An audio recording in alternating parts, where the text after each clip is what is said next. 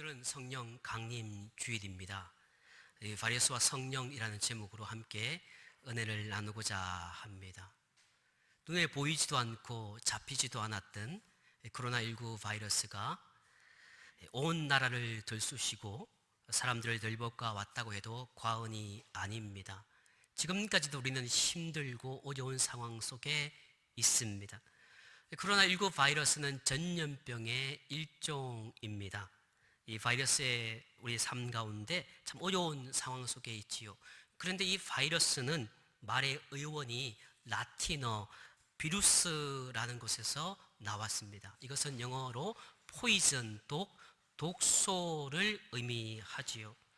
그런데 이 전염병은 어제 오늘의 문제가 아닙니다.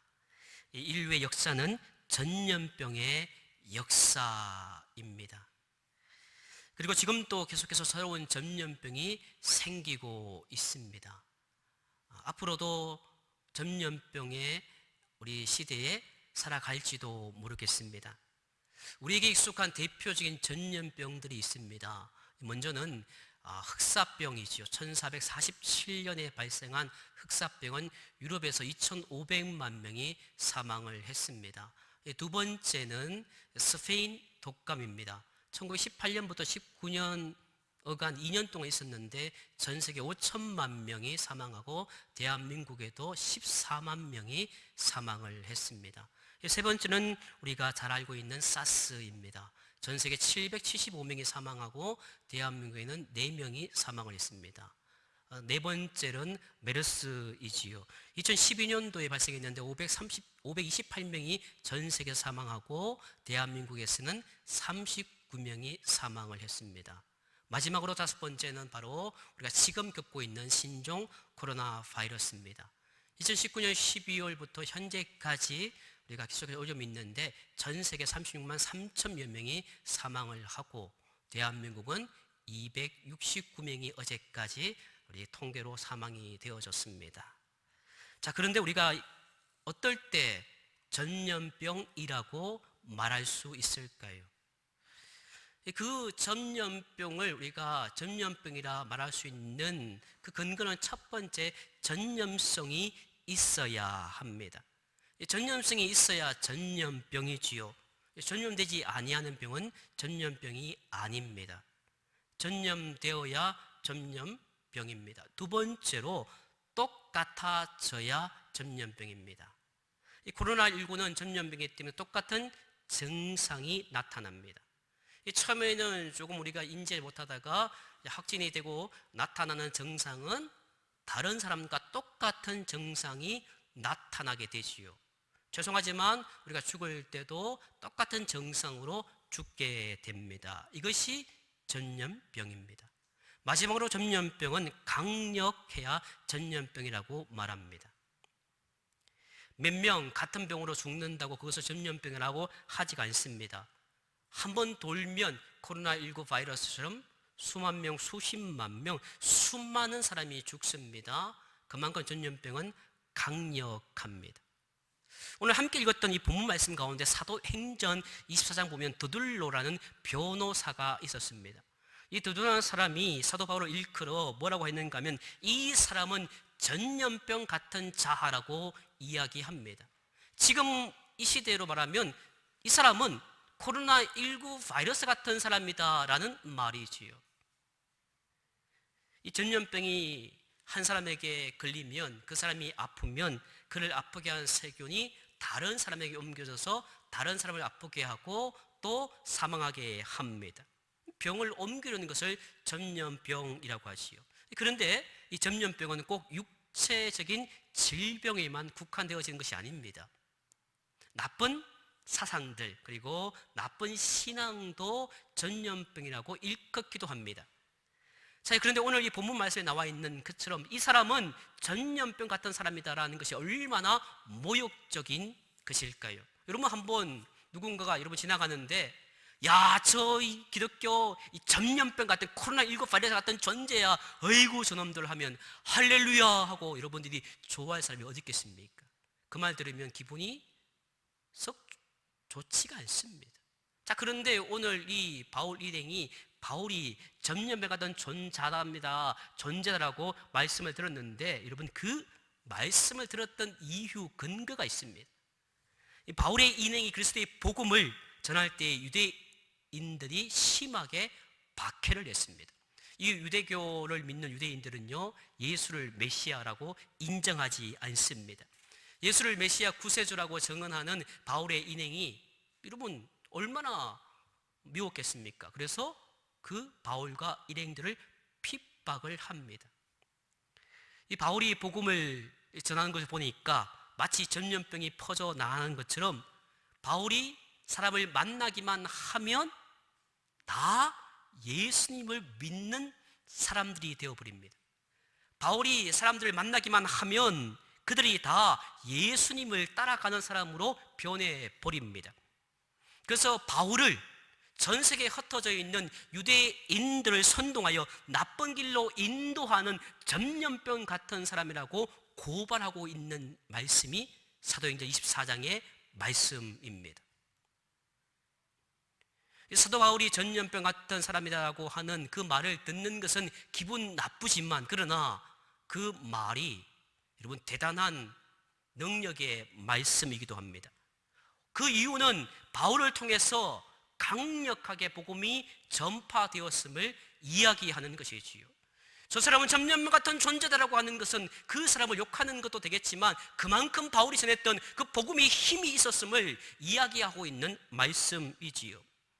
우리는 똑같은 하늘 아래 살아가고 있습니다. 예수를 믿는 사람이든 믿지 않는 사람이든 코로나19의 어려움으로 살아갑니다. 이러한 어려움 속에서 불안과 공포가 퍼져갑니다. 이때에 전염병이라 불렸던 그 기독교인들이 바울이 전염병 같은 존재라고 불렸던 그 바울처럼 이 땅에 우리 예수 믿는 사람들이 바로 이러한 어려움 시대에서 복음의 영향력을 끼쳐야만 하는 것이 바로 오늘 우리에게 주어진 사명입니다. 여러분 어떻게 영향력을 끼칠 수 있을까요? 똑같이 어렵고 똑같이 힘들고 똑같이 화가 나고 똑같이 어렵고 고난의 길인데 어떻게 우리가 예수 믿는 사람으로서 그 힘든 상황 속에서도 어떻게 하면 우리가 선한 영향력을 끼칠 수 있을까요? 그 해답이 함께 읽었던 로마서에서 찾아볼 수가 있습니다. 로마서 8장 9절의 말씀입니다. 만일 너희 속에 하나님의 영이 거하시면 너희가 육신에 있지 아니하고 영에 있나니 누구든지 그리스도의 영이 없으면 그리스도의 사람이 아니라. 아멘. 여기 보시면 그리스도의 사람이 아닌 사람이 어떤 사람인지를 말하고 있습니다. 역으로 말하면 그러면 그리스도의 사람이 누구인지를 우리가 알 수가 있지요. 이 그리스도의 사람이란 그리스도에게 속한 사람을 이야기합니다.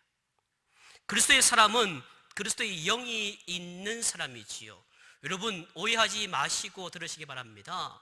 이 땅에 존재하고 있는 기독교인들이 다 그리스도의 사람이 아니다라는 것이 오늘 성경은 말씀하고 있습니다. 똑같은 공간에서 똑같은 시간에서 똑같은 말씀을 듣고 있지만 이곳에 예배당에 앉아 있는 것만으로도 그 사람이 아닐 수도 있다는 것이지요. 내 속에, 내 삶 가운데, 내 영 속에 그리스도 영이 있는 사람은 진정한 성도임을 성경은 말씀해 주고 있습니다. 진주영락의 가족 여러분, 그리스도의 영이란 성령을 말합니다. 성령이 있는 자가 그리스도의 사람이지요. 바로 그를 가리켜 성도라고 합니다. 바로 그를 가리켜 신자라고 부르지요. 그래서 아무나 성도가 아닙니다. 그러나 여러분 세상 사람들은 뭐라고 합니까? 교회당에 가는 사람을 똑같이 생각하고 똑같이 취급을 합니다. 그런데 정작 오늘 성경 말씀은 그렇지 않을 수도 있다라고 이야기하지요. 성령이 있는 자가 그리스도의 사람이라는 말씀이지요. 그런 사람을 우리 하나님은 성도라고 하고 신자라고 하는 것입니다. 사랑하는 영락의 가족 여러분, 그러면 우리에게 성령이 있는 증거는 과연 무엇일까요? 우리가 방언을 하고 기적을 베풀고 통역의 은사가 있고 삶에 놀라운 일들이 펼쳐져야 성령의 역사가 있음을 우리가 알 수가 있을까요? 그것이 다가 아닐 수도 있습니다. 어쩌면 그것이 아니다라는 말씀이지요. 자, 그러면 성령이 우리에게 있는 증거는 과연 무엇일까? 오늘 본문 로마서 8장 10절에서 11절 통해 알 수가 있습니다. 또 그리스도께서 너희 안에 계시면 몸은 죄로 말미암아 죽은 것이나 영은 의로 말미암아 살아있는 것이니라. 예수를 죽은 자 가운데서 살리신 이의 영이 너희 안에 거하시면 그리스도 예수를 죽은 자 가운데서 살리신 이가 너희 안에 거하시는 그의 영으로 말미암아 너희 죽을 몸도 살리시리라. 아멘. 이 말씀을 문자 그대로 해석을 하면 그리스도가 안에 있는 성도는 바로 그 몸은 죽었지만 영으로 말미암아 하나님의 의로 말미암아 살았음을 말하는 것입니다. 여러분, 우리가 마지막 때가 있지 않겠습니까?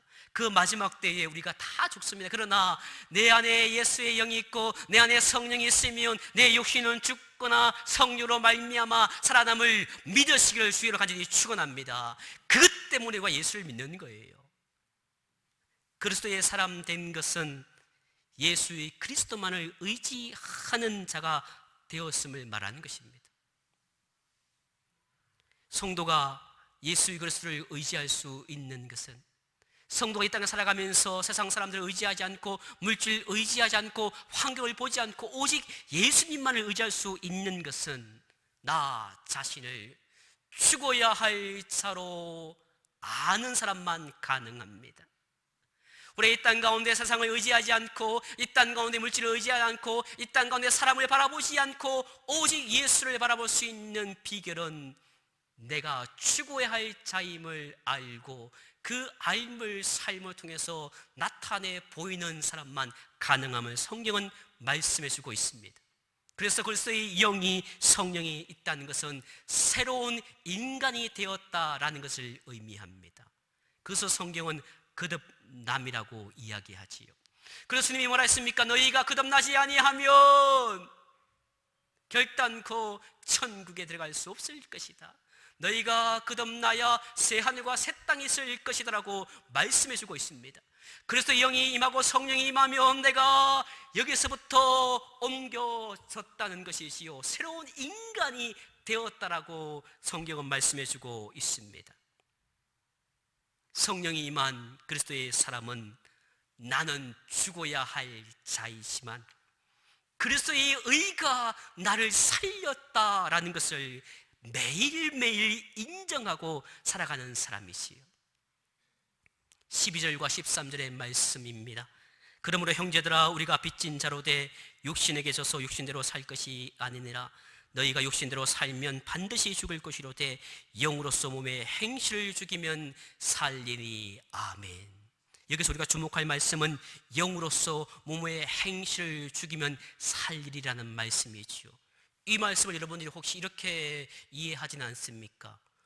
하나님께서 우리에게 성령을 줄 테니까 그 성령을 도구 삼아서 너희의 몸의 행실을 죽이라 라고 여러분 이해하십니까? 아니라는 말씀이지요. 여러분, 지금까지 신앙생활 하면서 은혜를 받았습니다. 한 번 이상은 여러분의 입에서 그런 고백을 하실 것입니다. 은혜를 받았다. 여러분이 성령을 내가 받았다라고 누군가는 한 번 정도 이상은 말했을 것입니다. 그런데 여러분, 그 은혜 받고 성령 받아서 여러분의 삶이 완전히 바뀝니까? 그렇지가 않아요. 불가능하다는 겁니다. 마치 요요의 현상처럼 내가 은혜 받았지만 내가 스스로 몸의 행실을 죽일 수 없다는 거예요. 나는 그런 존재가 아니라는 겁니다. 우리가 그렇게 살아갈 수가 없는 거예요. 자, 그런데 오늘 성경 말씀 보시면 성도가 예수님께서 말미암아 성령으로 말미암아 내가 영으로 나의 행실을 죽이며라는 그 말씀은요, 바로 성령이 함께한 사람은 성령으로 말미암아 몸의 행실을 죽이는 모습이 나타난다는 것입니다.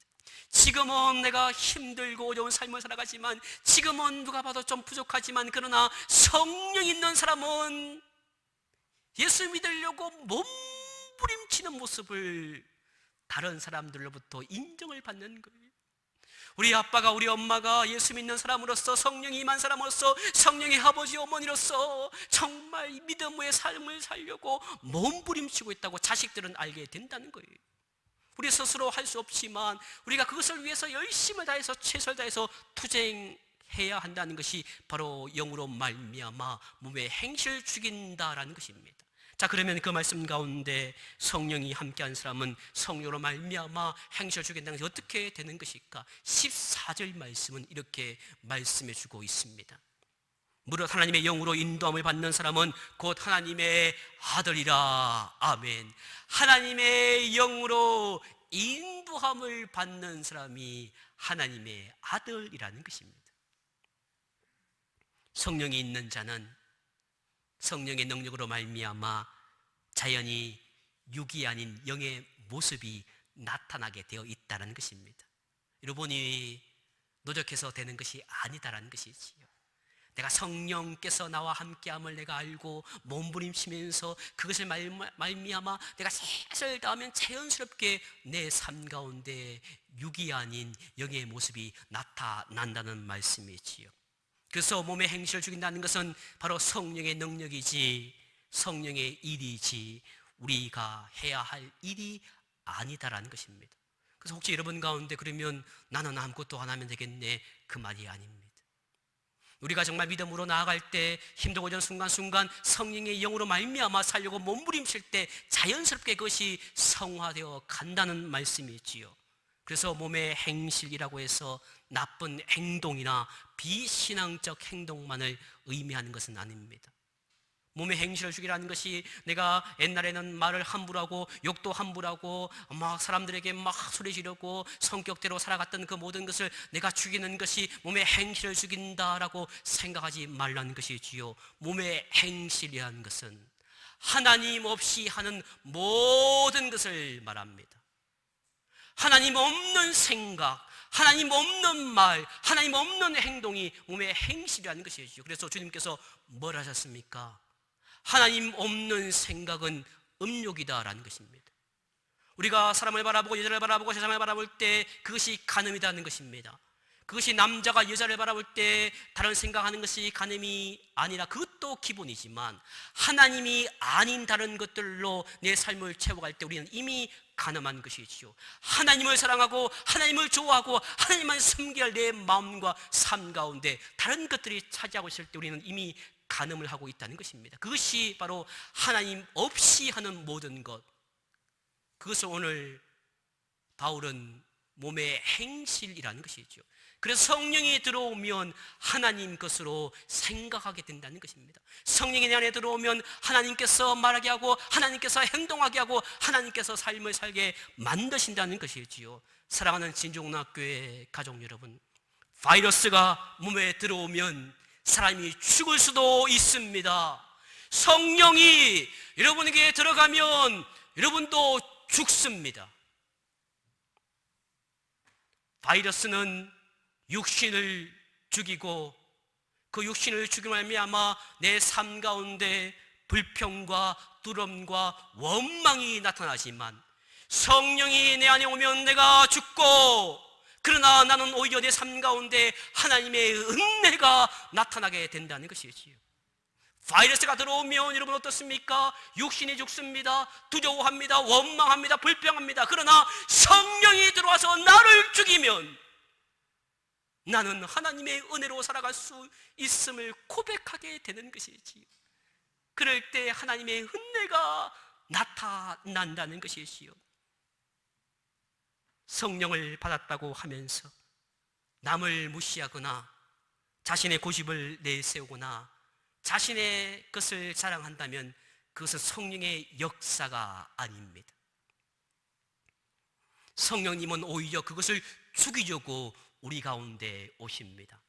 바이러스도 우리 가운데 올 때에 우리를 죽입니다. 성령은 바로 우리의 그 모든 것을 죽이기 위해서 우리에게 오신다는 것이지요. 성령으로 말미암아 새로운 생각을 가지게 된다는 것입니다. 오직 예수에게만 삶의 의미와 가치를 두게 되는 것이지요.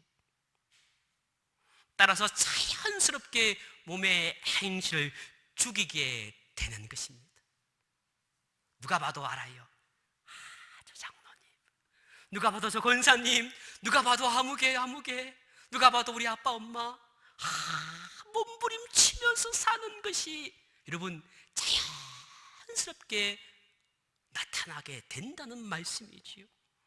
진정나게 가족 여러분, 예수님과의 만남에서 성취되는 것이 교회입니다. 예수님과의 만남에서 성취되는 것이 비로소 성도입니다. 우리가 이 땅 가운데 살아가면서 교회라고 세워졌지만 모두가 다 교회가 아닐 수 있다는 것입니다. 우리가 예수를 믿지만 모두가 성도가 아닐 수 있다는 것입니다. 그 이유가 무엇일까요? 예수를 만나야 교회입니다. 예수를 만나야 성도입니다. 세상 종교는요, 가면 됩니다. 가면 가는 종교가 세상 종교입니다. 그러나 기독교는 예수를 만나야 비로소 기독교가 되는 것이지요. 그래서 예수님은 하늘 위에서 이 땅 가운데 오셨습니다. 세상 종교는 어떻습니까? 아래에서 위로 올라가는 것입니다. 내가 돌을 닦고 내가 잘하면 위로 올라간다고 하지요. 그러나 주님은 그렇지 않습니다. 주님은 위에서부터 아래로 내려오셨습니다. 그것이 무엇입니까? 우리 삶 가운데 하늘을 바라보고 천국을 바라보지만 우리 삶 가운데는 주님이 이 땅 가운데 함께 존재해야 한다는 말씀이지요. 하나님의 독생자요, 그 자신이 바로 인간의 모습으로 이 땅 가운데 오셨습니다. 교회가 하루빨리 예수님의 십자가의 현장이 회복되어야 합니다. 여러분 누구나 다 고난을 원하지요. 교회라면 내가 고난 받을 거야.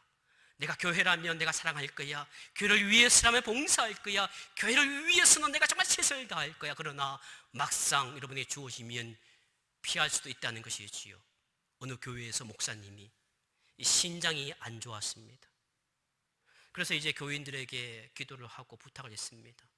근데 감사하게도 교인이 한 100명 정도가 이런저런 검사하면서 하니까 한 100명 정도가 이 신장을 기증하겠다고 하는 거예요. 그래서 이제 목사님이 성도들과 함께 감사 예배를 이제 수요일날 저녁에 끝나고 기도를 합니다.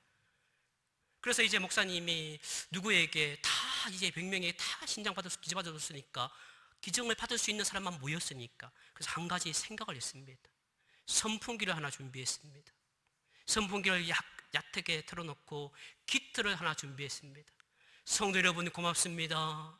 제가 이제부터 여러분에게 누구에게 기증을 받을까 고민하는 차에 제가 이 기트를 뿌리겠으니 여러분 함께 기도하기 바랍니다. 그러자 갑자기 성도님들이 주여 주여, 그래서 그들이 주여 믿습니다, 주여 나에게 임하여 주십시오, 주여 하니까 결국은 그 깃털이 목사님 머리로 똑 떨어지게 됩니다. 여러분 누구나 교회를 사랑합니다. 누구나 오늘 이 자리에 있습니다. 여러분이 마스크를 쓰고 이 자리에 왔습니다. 그러나 정작 우리 가운데 예수의 십자가가 없습니다. 정말 누군가에게 고난을 요청할 때 우리는 그것을 깊이 하고 멀리하게 됩니다. 우리는 이 코로나19의 시대에, 전염병의 시대에 살아가면서 우리에게 필요한 것은 교회가 하루빨리 십자가의 현장이 회복되어져야 합니다. 우리 성도의 삶이 예수의 십자가의 그 현장이 되어져야 합니다. 다 힘들지요.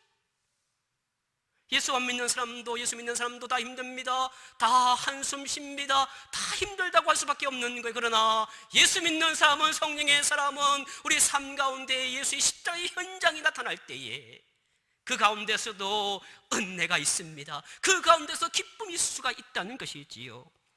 바이러스는 사람을 죽입니다. 그러나 성령의 역사는 사람을 살립니다. 사람을 구원시킵니다. 바이러스는 보이지 않지만 강력합니다. 성령의 역사도 보이지 않지만 강력합니다. 성령의 강력한 역사가 우리의 삶을 통해서 보여줘야 합니다. 전염병은 말씀드렸던 것처럼 전염성이 있어야 되고 증상이 똑같이 나타나야 되고 강력하다고 말씀을 드렸습니다. 그렇습니다. 여러분 한 사람이 성령의 사람으로 살아가시기를 바랍니다. 그러면 성령의 역사가 전염성이 있게 되는 것입니다. 가정에 성령의 역사가 퍼져갑니다. 이웃에게 성령의 역사가 퍼져갑니다. 교회 안에 성령의 역사가 퍼져갑니다. 그래서 여러분과 똑같은 성령 충만한 삶을 살아갈 수가 있습니다. 똑같은 정상이 나타납니다. 예수 믿는 아버지가 늘 주님을 찬양할 때 자녀들이 똑같이 그것이 나타나게 되는 것이요, 모든 일들마다 할렐루야 아멘이 나타나게 되는 것입니다. 교회에서 장로님이, 권사님이, 집사님이, 영적 리더가 성령 충만하면 모든 성도들이 똑같은 정상이 나타나게 되는 것이지요. 여러분이 성령의 사람으로 살아갈 때, 우리 신주영락교회가 성령의 교회로 만들어져 갈 때 강력한 힘이 나타남을 믿으시기 바랍니다. 그러면 되는 거예요. 그러면 되는 겁니다. 바라기는 이 바이러스 시대에, 이 전염병의 시대에 여러분이 기피의 대상이 아니길 바랍니다. 코로나19가 걸리면 격리합니다. 자가격리합니다. 배척합니다. 근데 예수 믿는 사람이 마치 바이러스 걸린 것처럼 예수 믿는 사람을 배척합니다. 아이고, 그런 바이러스 같은 존재가 아니라 성령 충만한 존재로서 모든 사람에게 은혜를 베풀 수 있는, 모든 사람이 기뻐할 수 있는 그런 성령의 사람 되시기를 주의 이름으로 간절히 축원합니다. 기도하시겠습니다. 우리 눈을 감고 이 시간 간절히 한번 기도할까요? 우리는 지난 한 주간 어쩌면 세상 가운데 있었습니다. 매일 새벽제를 쌓는 분도 계시지만 여러 가지 일들 때문에 오늘 처음, 일주일에 처음 교회를 오는데, 이 시간 처음 하나님 앞에 입술을 열고 기도할 수 있는데, 이 시간 기도할 때 하나님 성령의 사람 될 수 있도록 기도해 주시고, 두 번째는 진주영락교회 온 가정과 생업 가운데 복이 임할 수 있도록 우리 한번 다 같이 통성으로 함께 기도합니다.